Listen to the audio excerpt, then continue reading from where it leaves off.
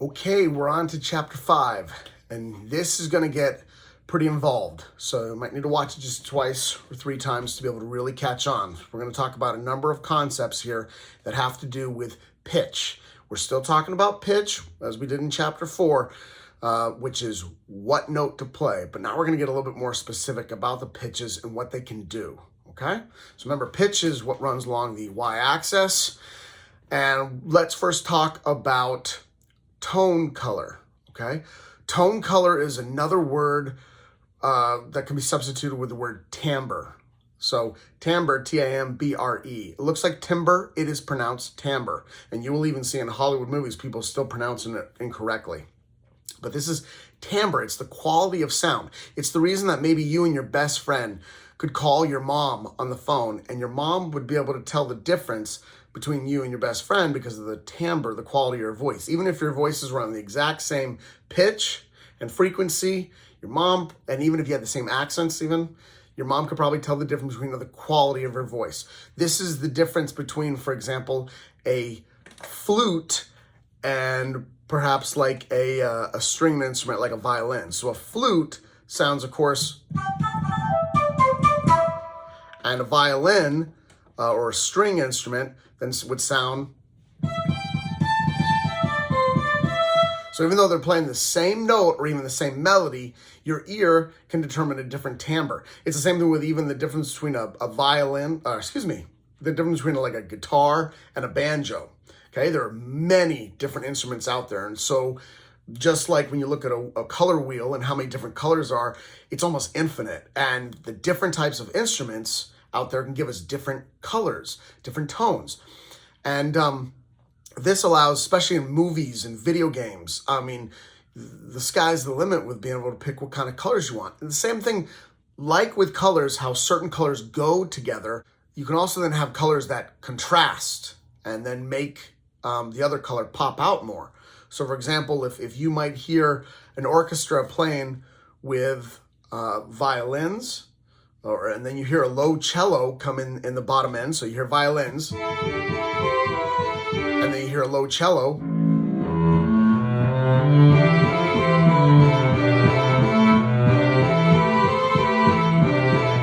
They kind of share the same color. So if you were to have like a violin play up high, and then you had like a bell down low,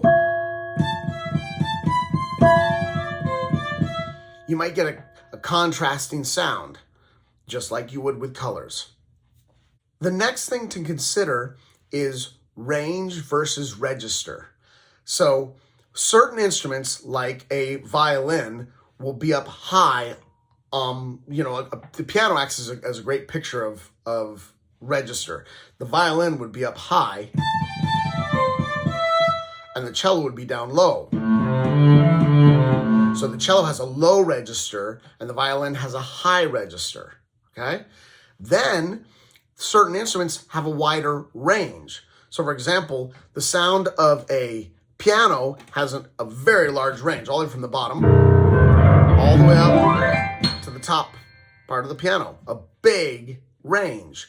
Whereas something like a bell, like even maybe a church bell, one bell might only have a one-note range. It can only play in one note. That one bell, that's the only note it can play. So its range is very limited. It's one note. And this particular church bell is in the middle. His register is in the middle.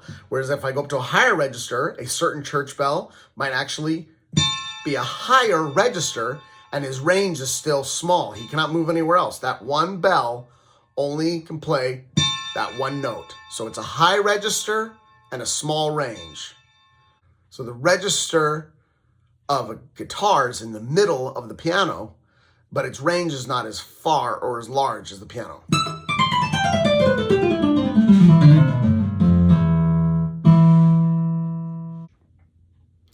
This chart will help explain register and range in the orchestra setting. In the orchestra, you have an area where there are stringed instruments.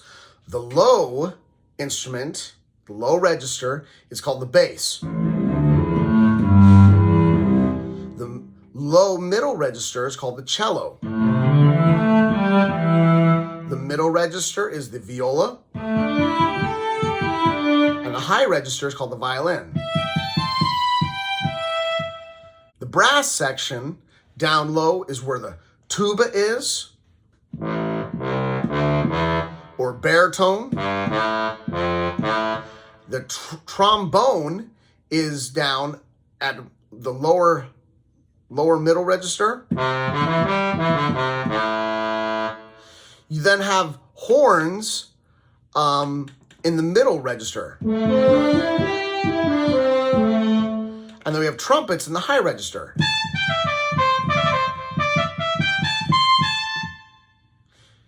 Each instrument has its own range, and they're pretty decent range on each instrument. But you'll notice that each has its own register and a little bit of its own timbre. The saxophones. Now, not always in an orchestra are there such a diverse amount of saxophones, but there's often down to the low end, the baritone saxophones. And mid-low are the tenor saxophones. And the middle to high is alto. And then the high register is the soprano saxophone.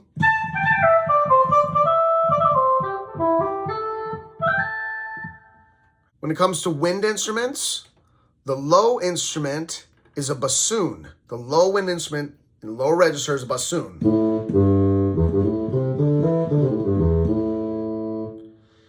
The middle register is the clarinets.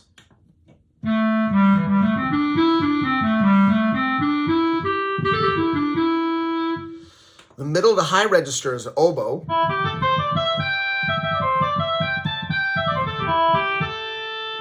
And the high register is the flute.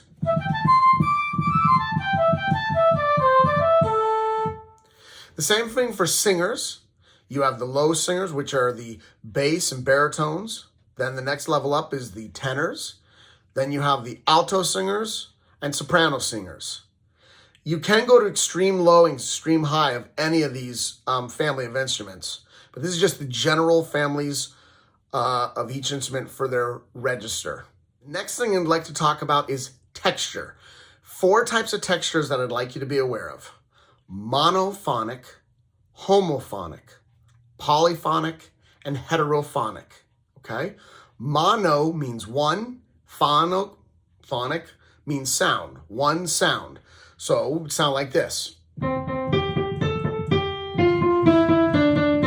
Usually just a melody played by itself is monophonic. Now, some people say that you can also think of a monophonic as being different instruments playing at the same time. If the instruments are playing the same melody line, even though they're different octaves, one might be higher and one might be lower, but if they're playing the same line, that's considered monophonic.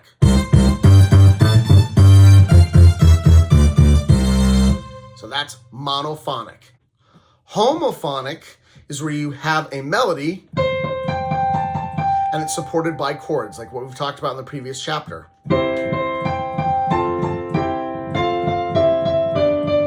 It is supported by harmonies, like when a melody is being played singular, and it's then being supported by its harmonies.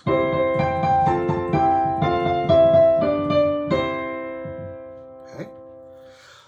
Polyphonic is when you have a melody that's being played and a different melody that's being played at the same time, sometimes with duets and things like that.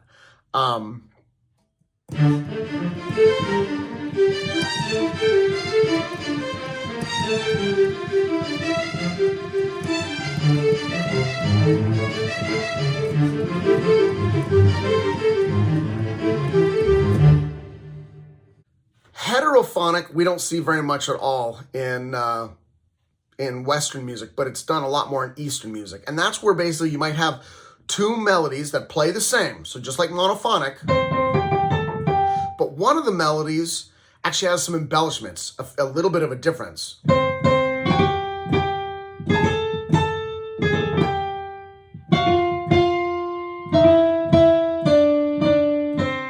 It basically sounds like monophonic, but you can tell the difference between one and the other purely because that second melody has a little bit of a variation or embellishments in it. So that's heterophonic. If you hear drums in any of this, it really doesn't affect the mono, the homo, the poly, or the hetero. Drums is purely rhythm, like we talked about in the first few chapters. So if you do hear drums playing in the background of something, that does not have any impact on the layering. So if I go, the drums are playing, now I give a bass line with some harmonies. Now a melody. You're able then to hear some extra layers of music. But if I go,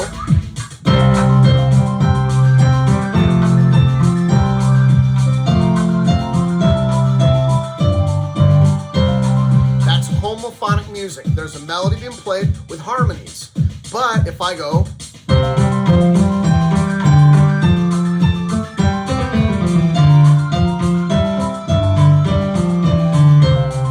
that is polyphonic. It's polyphonic because there was a second like melody or something being said underneath it. And you can have polyphonic where there's many different voices being spoken at once. Opera will tend to have that, where you might have 6 different people singing different parts or different melodies, and they're all at once. Polyphonic, many sounds. Now let's talk about a motif. A motif is where sometimes it's a repetitive pattern.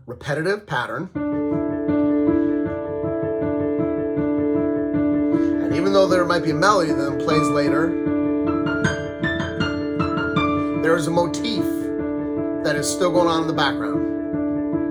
So that's one way to look at motif. The other way to look at motif is actually lined up theatrical. So if you watch certain movies and you notice every time that theme is played, it has to do with the Empire or with Darth Vader, even subtly in the background.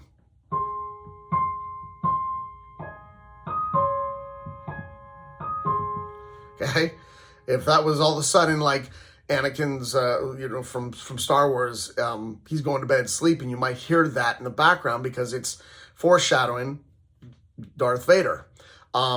If you hear, you might hear the theme for Harry Potter then being used throughout the movie. This actually highlights a motif, a character. There also is tone painting. This is when the tones actually match, almost literally match whatever it is we're talking about. So space, for example, might be, see, there's not much going on here. So the tones are actually matching like space, which is maybe a few stars in it. Okay, if it's like a waves on an ocean,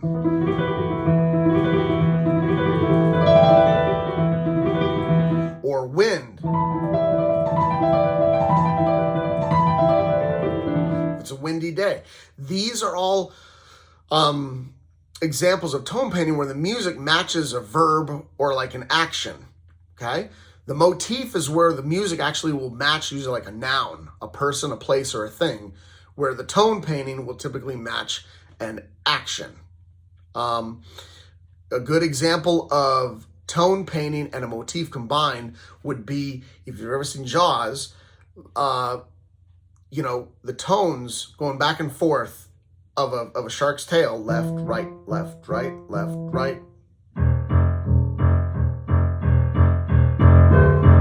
It actually sounds like a shark's tail, left, right, left, right, left, right, hard left, you'll actually hear that sound that matches a shark's tail, a tone paint. Then also it's used as a motif because we associate that sound with an actual shark. So anytime the shark is even around, we think about it being a motif for the shark, okay? It's also a motif in the sense that it's a repetitive pattern, okay? The next thing you'll have in music is concepts such as echo. Echo is when the music says something and then it echoes, it repeats itself. You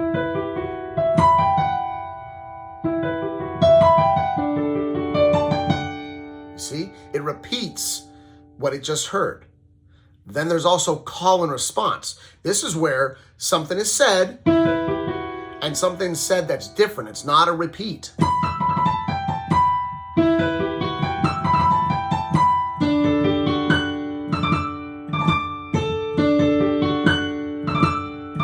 That is a call and response, okay?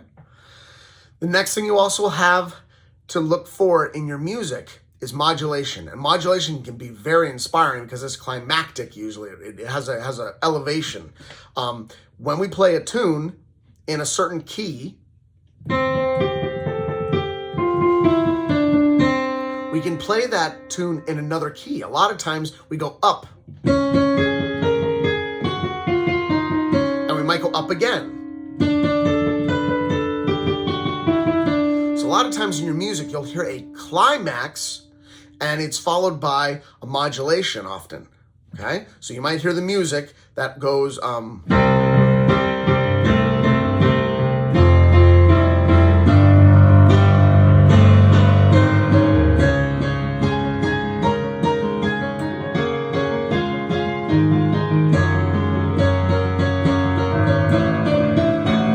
modulation.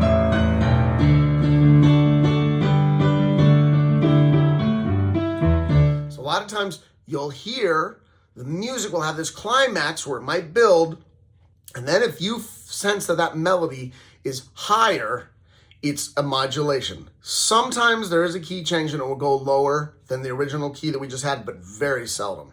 Modulations are typically always higher.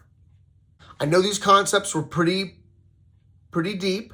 There's some great videos out there on YouTube that you can just YouTube for tone painting or for music texture, and they'll explain it as well. But remember, comment or leave me a message, and I'll go ahead and be happy to answer any questions that you have as well.